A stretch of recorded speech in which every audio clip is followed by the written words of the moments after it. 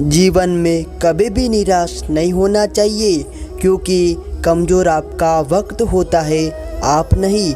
समय कभी नहीं रुकता। आज यदि बुरा चल रहा है तो कल अवश्य अच्छा आएगा। आप केवल निस्वार्थ भाव से कर्म कीजिए और वही आपके हाथ में है।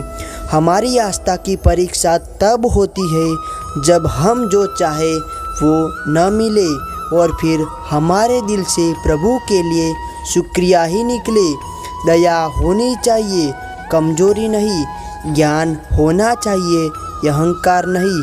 तुम अपनी पीड़ा के लिए संसार को दोष मत दो, अपने मन को समझाओ। तुम्हारे मन का परिवर्तन ही तुम्हारे दुखों का अंत है। सुख दुख का आना जाना सर्दी गर्मी के आने जाने के जैसा ही है, इसीलिए इन्हें सहन करना सीखना ही उचित है।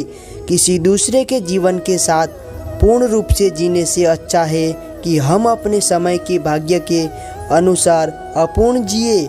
जीवन को भगवान से जोड़ दो, सब भगवान पर छोड़ दो।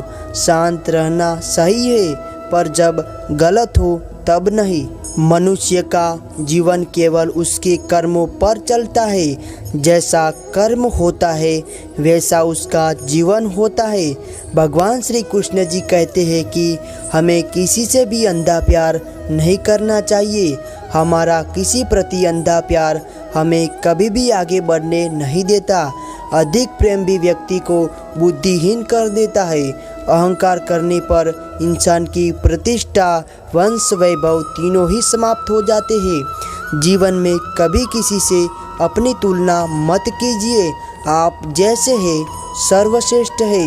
बुरे कर्म करने नहीं पड़ते, हो जाते हैं, और अच्छे कर्म होते नहीं, करने पड़ते हैं। जो अपने मन पर नियंत्रण नहीं रखता वह स्वयं का शत्रु बन जाता है। दुष्ट लोग अगर समझाने मात्र से समझ जाते तो यकीन मानो महाभारत कभी ना होता।